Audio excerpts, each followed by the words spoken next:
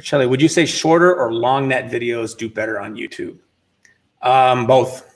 When I worked in an agency environment, I used to get social media people that would talk about, you know, the attention span of a person's only 15 seconds. We need 15 seconds. My feeling towards that, and maybe this is more old school, and James, you probably have an opinion on this, but if your content is good, it can be 3 hours long. It doesn't matter. Building your content around a time, unless it's an actual, you know, you've got 30 seconds of TV time, or you're doing a 15-second bumper for, you know, that you're going to be promoting or something, your content can be as long as you want it to be, as long as it's intriguing. Any thoughts on that, James? You hit the nail on the head. It's I'm going to use the word consumer because, you know, I'm still, you know, consuming your product, be it your YouTube channel.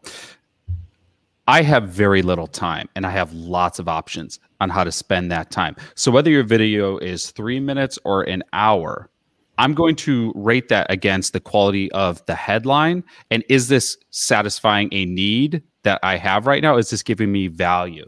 So, you know, with our podcast, I do episodes, like I do long form episodes once a week that are about 45 minutes to an hour. We have one with Regan dropping here pretty soon. So when someone sees my interview drop with, so for example, today we dropped an interview with the publisher of Inside Fitness. Now, people are going to look at that and they're going to have to assess, you know, this is a 45-minute investment of my time. Do I want to hear on how to get published in Inside Fitness magazine? If the answer is yes, they invest 45 minutes. If the answer is no, they're out. Right? So right away, just because someone subscribes to my podcast doesn't mean they're going to listen to it. Same with the YouTube channel. Just because I'm subscribed to your YouTube channel doesn't mean I'm going to watch every video you pump out. I'm going to look at the headline and determine, does this give me value based on what I need right now? Okay. I also do short form podcasts. So twice a week, we do short form podcasts, which are more in the like 10-minute, maybe 15-minute range. Once again, it's the same barometer of success, which is someone's going to look at that headline and say, is this worth 10 to 15 minutes of my time? And if the answer is yes, they click play. And if the answer is no, they just go to the next video. So it's really, what is the value you're delivering? Like I said, we do both short form and long form. There's no, when I look at the data, because data will not lie to me, there's really no benefit to either. It's really just based on who are we interviewing and what the topic is. At the end of the day, that's what matters more than anything else. Yeah, no, I agree.